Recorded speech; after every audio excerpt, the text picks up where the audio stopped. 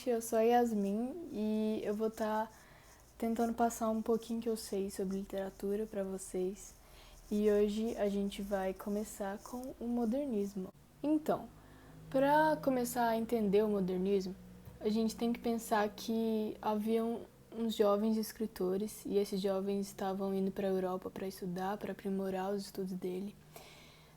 E lá eles se depararam com novos movimentos artísticos, que foram o cubismo, o futurismo, o expressionismo, o impressionismo, e eles voltaram para o Brasil cheios de informações novas e eles cheios de ideias para construir. E nisso eles começaram a reparar que aqui no Brasil a linguagem ainda estava muito ultrapassada, estava muito eles ainda estavam fazendo poemas parnasianistas e eles queriam inovar o jeito que a literatura era construída aqui no Brasil. Então, eles vão se reunir e eles vão pensar num jeito de fazer um movimento para expor essas ideias deles.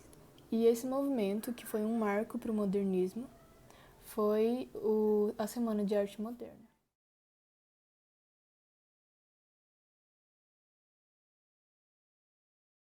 A Semana de Arte Moderna aconteceu em 1922, em São Paulo, no Teatro Municipal.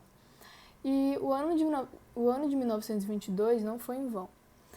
Havia 100 anos da independência do Brasil e eles queriam fazer essa analogia para representar uma independência da arte, uma independência da literatura, em que a literatura poderia se renovar. Então, e como que a literatura vai ser depois da Semana da Arte Moderna? Depois da Semana da Arte Moderna, a literatura vai começar a adotar linguagens mais simples, uma linguagem mais coloquial, que vai se aproximar melhor da língua portuguesa falada no Brasil. E os versos, eles vão passar a não seguir tantas regras. Eles não vão ser aqueles versos certinhos, com musicalidade, não. Eles vão se chamar versos brancos, que eles podem ter uma simetria, mas não necessariamente eles vão rimar. Dentro dessa época, a gente também pode citar alguns nomes do modernismo, que foram Oswald de Andrade, Mário de Andrade, o Manuel Bandeira. E o Manuel Bandeira, ele tinha uma literatura que ele misturava os gêneros, então às vezes você lia e não sabia se era um conto, se era um poema. Isso foi inovador. E também, nessa época, houve a presença de paródias, a presença de desconstruções de poemas já feitos. E nessa época a gente vai ter autores como a Rachel de Queiroz, o Graciliano Ramos, o Jorge Amado, e eles todos vão denunciar essas misérias que estavam acontecendo no Brasil e no mundo também. E aí o modernismo vai avançar um pouquinho mais e a gente começa a analisar o modernismo de 45.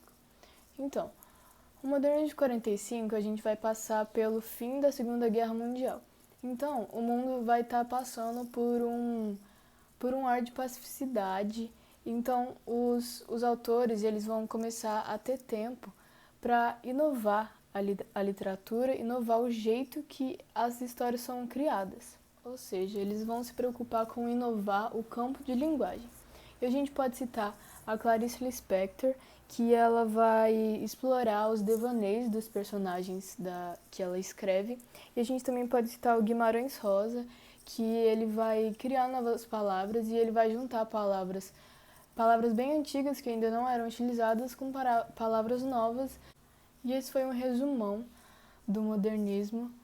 E qualquer dúvida pode deixar nos comentários que a gente vai contatar vocês.